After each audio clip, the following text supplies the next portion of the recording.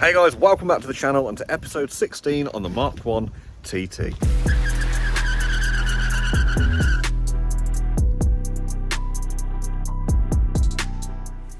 Guys, if you're not familiar with this build, go check out the 15 other episodes that are online now and get caught up. I'll link it in the top of the screen.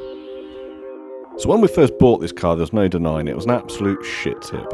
It was an MOT failure with a list of advisories as long as my arm. But on this channel, we love a project, and indeed a project it is. We pumped almost £2 into getting this car straight and making a lot of modifications along the way. So I spent the last few weeks getting this thing ready to make some real power and get a decent map on there. I've had to remedy a few issues, but we're really getting there, but there's a few little things left to sort out. So as you may remember, we repainted the bonnet using rattle cans, and it looked great at the time, but it's starting to show a few imperfections come through the paintwork now, which is surprising considering that I put about 3 layers of high build primer on it. But we are where we are, so we're on the lookout for a new bonnet for this. So if anyone's got a Moro blue bonnet in good condition, then let me know. I found a new cutting and polishing, well, single stage polishing and cutting product, should I say. That's an absolute game changer for me, but unfortunately it's highlighting all the imperfections in the paintwork, like that mark on the door. There's another mark down here on the sill, which is going to need some attention. And also I've done a little bit of wet sanding around the back of the car, so if we take a closer look around under the light and around the TT badge, that's still a bit dull, it's never been polished in. So I'm going to give this car a good mopping over. There's no point in it being fast and loud if it doesn't look good. I've managed to get some of this stuff, which is Menzerna Cut Force Pro.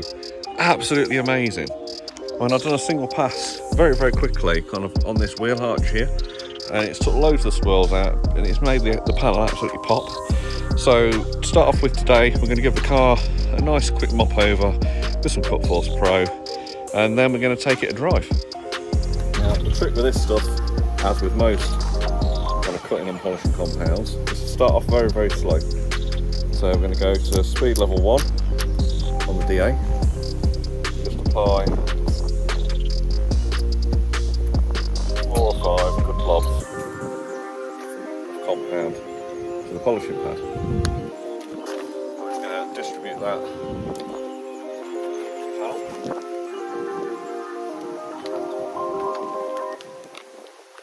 I'm not taping the edges of the panel on here because I'm going to be doing all the panels anyway. But if you're doing just one panel, obviously you tape off the edges. On this occasion,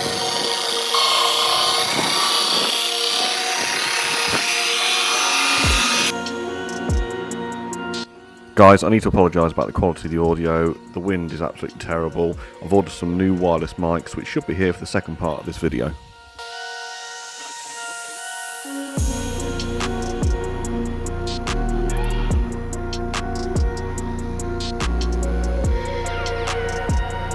And the main aim with this first slow pass is to get the product worked into the panel and spread out nice and evenly. And once that's been achieved, you can then up the speed probably to half on the DA.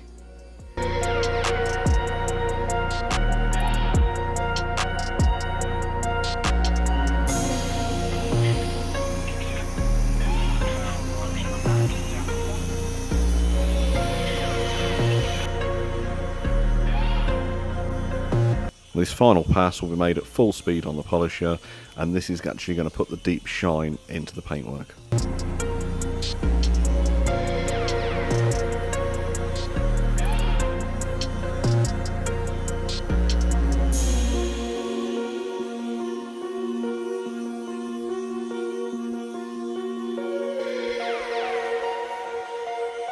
I'm going to use a nice plain microfiber cloth. I'll wipe over.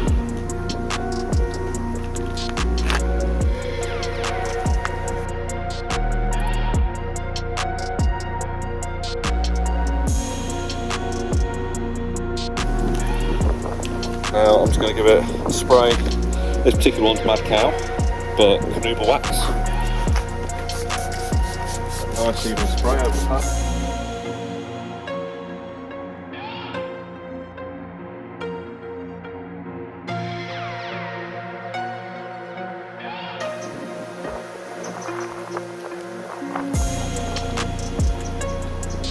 Remember that panel below the light lock? It was all scuffed up and horrible around the TT badge. That's all nice and shiny now. So I've done around there, light, halfway across there, under the spoiler, and obviously that quarter there so far. Wow, just look at the result. And you got to remember, this is a single stage cut and polish. This is not a 4-stage full mop. So I think for the effort that I've put in here, I think it was well worth the time spent. I'm going to get the rest of this wrapped up and let's take her out and show you guys what she can do. So guys, we're in the car, we're ready to go. This is a video I've been meaning to do for a long time, but we've had issues, and the issues mainly have been around boost pipes popping off since we've done the intercooler.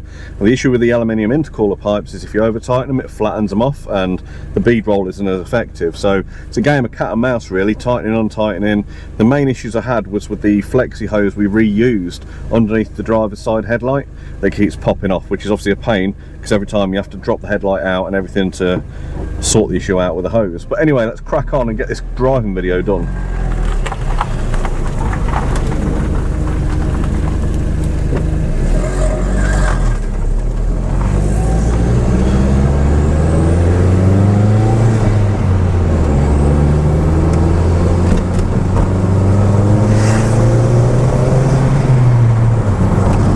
Sounding nice on boost.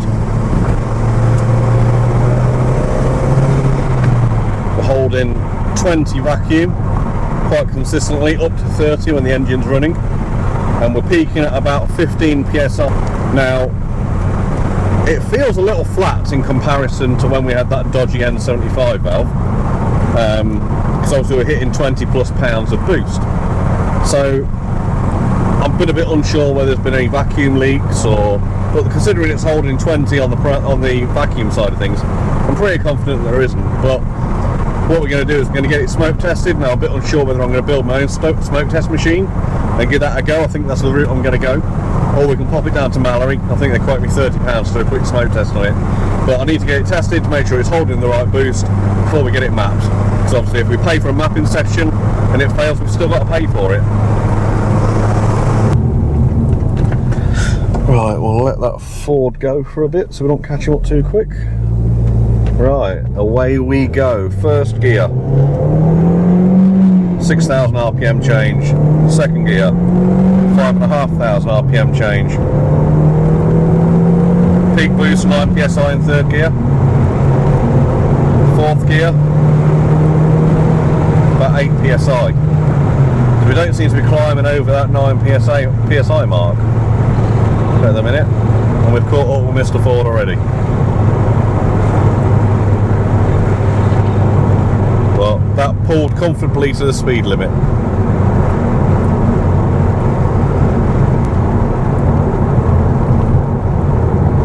No signs of any boost pipes letting go. Whether you've ever had a boost pipe pop off, but the first time it let go, it fricked the living daylights out of me. It went with an almighty bang. It was like somebody had fired a gun.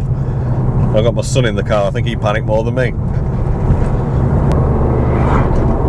Fuel gauges are working lovely now, so yeah, if you've got any issues with your fuel gauge showing the incorrect fuel quantities, go check my video on fixing the fuel gauge. I'll link that now.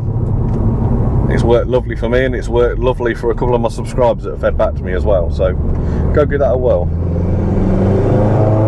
Now Mr. Ford's overtaking. What? Well, we're going to go for an overtake. Here we go.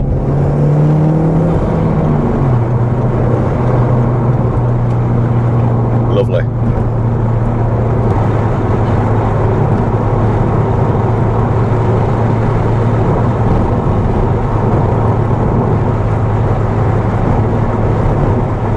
Just using my inbuilt police X-band radar.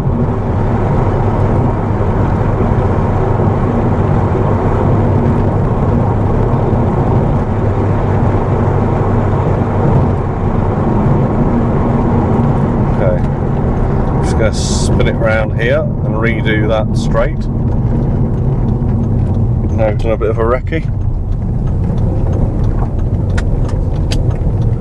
Of course we're looking for potholes, we're not looking for police or anything like that.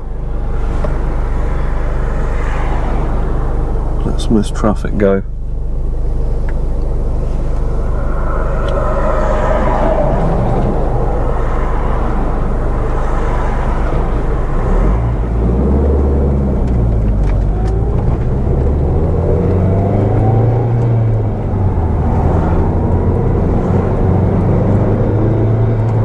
Gonna buy ourselves a bit of time in front of us. Right.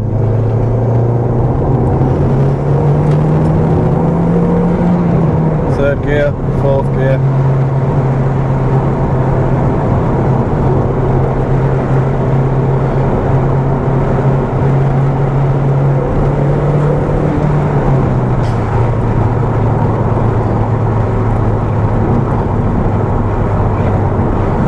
Oh, we're caught up with the traffic again.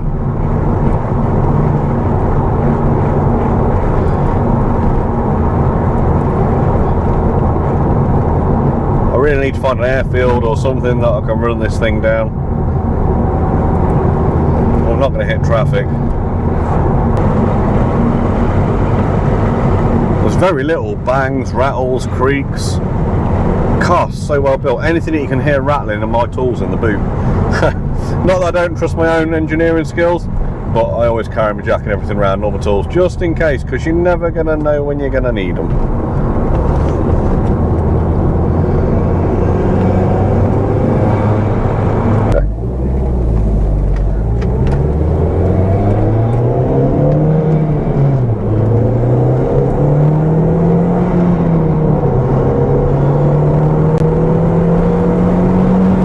Again, 10 psi. Oh, 15 psi, fourth gear. Here we go. Fifth gear.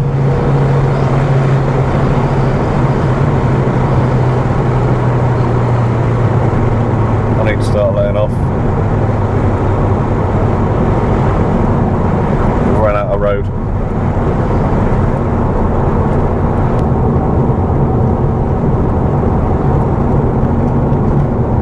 If we head round here at about a quarter of a mile, we'll hit a nice open national speed limit bit of road again. There's a nice couple of S-bends in it, so we can see how it handles at speed. Well, let's drop her into third, and away we go. Red line change, didn't even falter. No problem at all. Here's the first of the S-bends coming up. Lovely, straight through.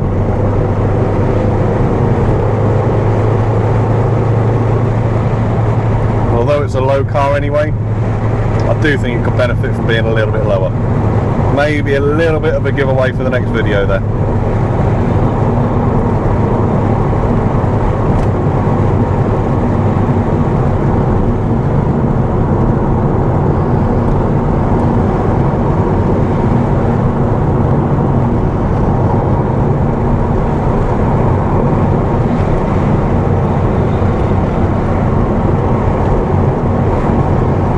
A little bit there on the second S-bend where the back end just kicked a little bit.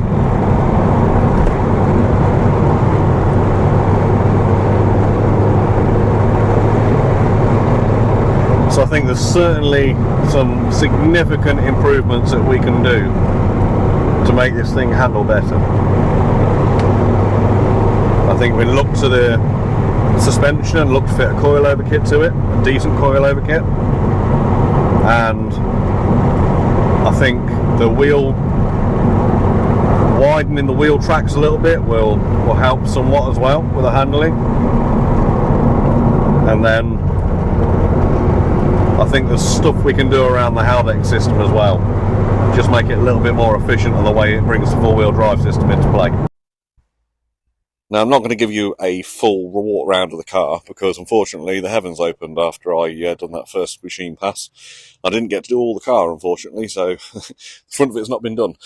But you can see there, that's not been touched. We've had heavy, heavy torrential rain, and it's still shining really, really nice. So, hats off to the product. I think that's a good test, if any, to say that it works and it lasts. Well guys, that genuinely was the first proper drive of that car since I've done all the work on it. And I have to say, I'm really impressed with how it performed. I've not been able to drive it properly because of the boost pipe issue, like I said before, just kept popping off every time we built boost. That seems to have been solved now, which is excellent. So obviously we'll get it into be mapped as soon as we can, and there'll be a video coming out on that.